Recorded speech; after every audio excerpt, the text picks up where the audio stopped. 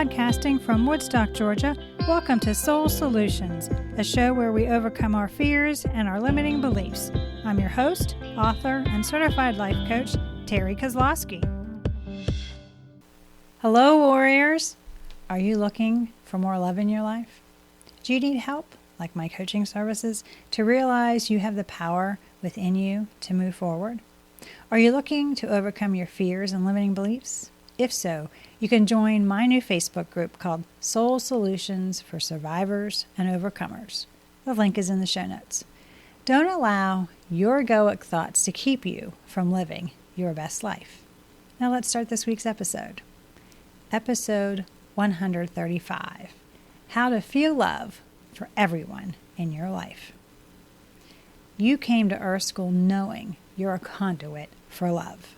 Your purpose was to love others and to be loved, making loving connections. How to love those in your life should be at the forefront of your thinking. It's not about what they can do for you, but how you can be of service to them. This is who you authentically are. However, you're then put into a family unit to care for you while you grow up. It exposes you to both healthy and unhealthy love stories. I discovered some lovely, enlivening concepts on love. Concepts such as these. Loving someone entails having faith in their capacity. Love means being kind and sensitive to others. Supporting the people in your life and celebrating their achievements is a sign of love. But I also learned other love-related stories that I later realized were harmful. These notions caused issues in my relationships. One tale said that loving someone means I'm at their beck and call. Or those that said they loved me would hurt me. Loving someone is giving them time and space to talk about whatever they want, but never about what I need. Another common misconception about love is that when you love someone, you will do whatever they ask you, even if it goes against your beliefs. As you realize the unuseful stories you have concerning love, you can unlearn them and apply new loving stories to everyone in your life. The connection between self-love and loving others.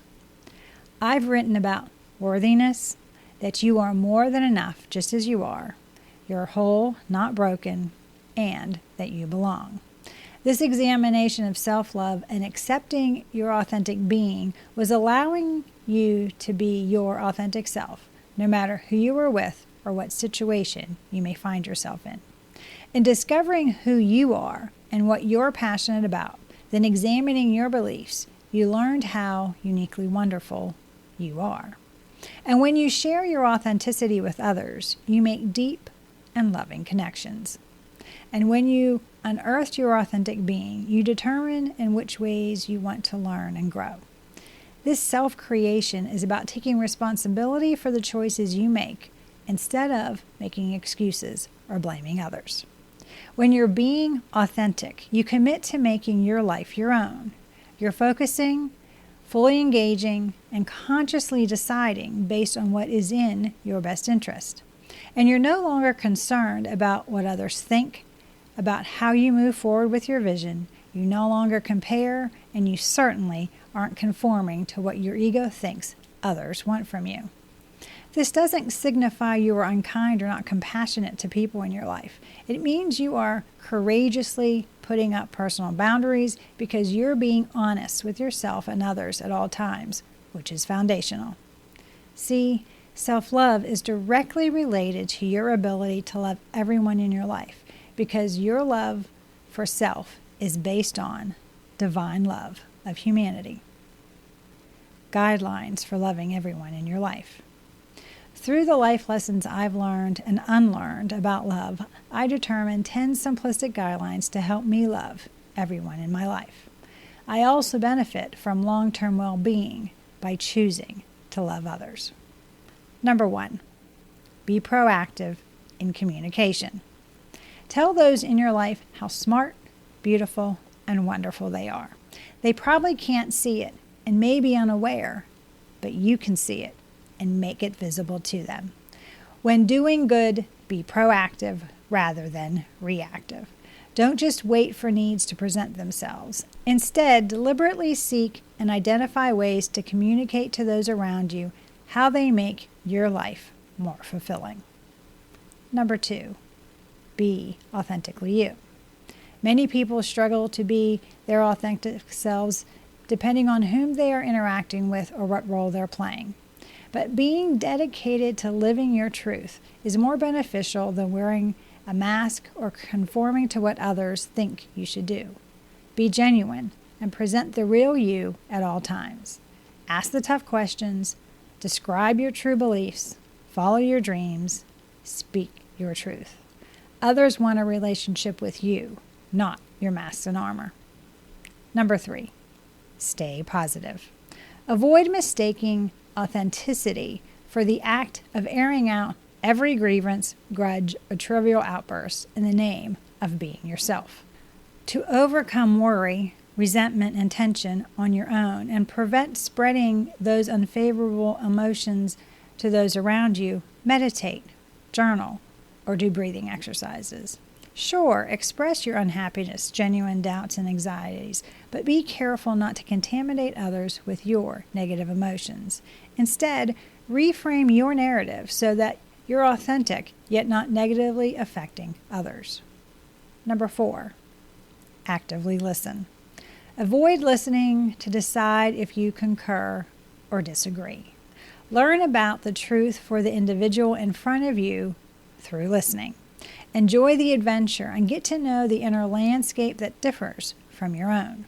Keep in mind that you weren't actively listening if nothing in the conversation grabbed your interest or shocked you. Listening is an act of mindful hearing what another person is saying to you. To listen actively means that you are giving all of yourself to the communication process. You are listening to what is being said and not thinking about how to respond. Although listening is a biological function, it takes conscious effort to truly hear what someone is communicating to you. Number 5, accept others as they are. Don't waste your time or effort pondering how another ought to change. Everyone is a distinct individual.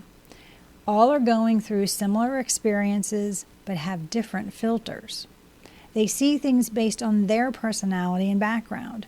Your perspective allows for unique manifestations that are called your life. Your singular consciousness is the mysterious component that enables you to show your individuality, the talents you have, and your unique perspective. Valuing this difference in yourself and one another is the definition of acceptance. Number 6, beliefs are individualized. Keep in mind that you don't need to agree with others' decisions in order to appreciate or accept them.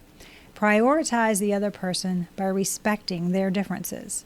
This entails determining what other people need and prioritizing those needs over your own. Finding out what matters to people is a necessary step in putting their interests first. To impose your personal beliefs on others is not loving. Number 7, set personal boundaries. Distinguish between accepting and becoming a doormat. Allow others to fully express who they are. Then, based on who you are, decide what you need. Do you need to ask them directly to alter their conduct in any way? Do you need to better look after yourself? Do you need to change the connection or establish personal boundaries? Take good care of yourself, but don't belittle anyone else. Number 8, be of service to others. Give freely, but never at the cost of your integrity.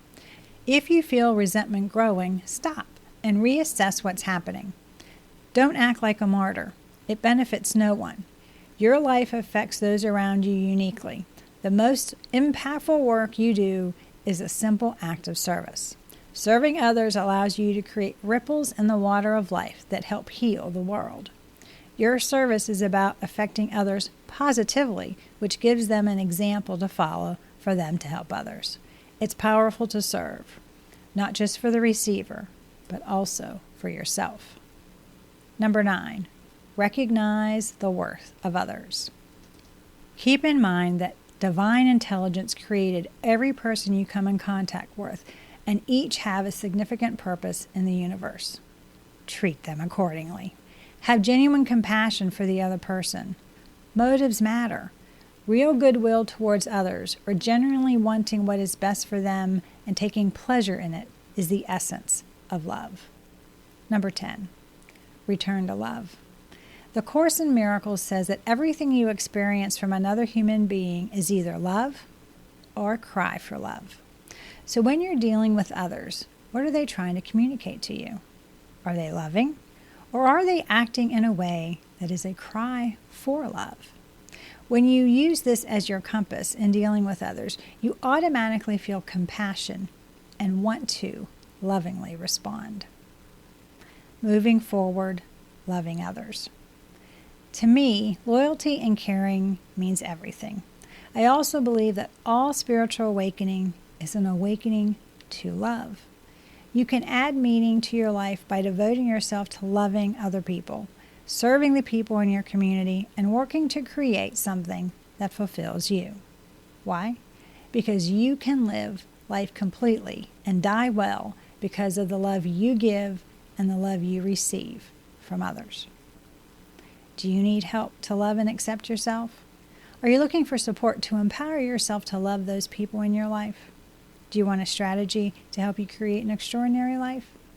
Consider using my coaching services by contacting me at terrykozlowski.com if you feel you cannot move forward alone. Together, we can create an action plan for you to love yourself and those around you. To discover how I learned to love everyone in my life, you can do so by reading my book, Raven Transcending Fear, which is available on Amazon, or by visiting raventranscendingfear.com for more information.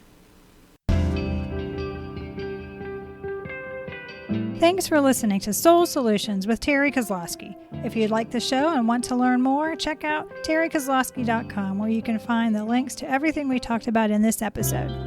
Please subscribe to the show so you'll never miss an episode as we overcome our fears and our limiting beliefs.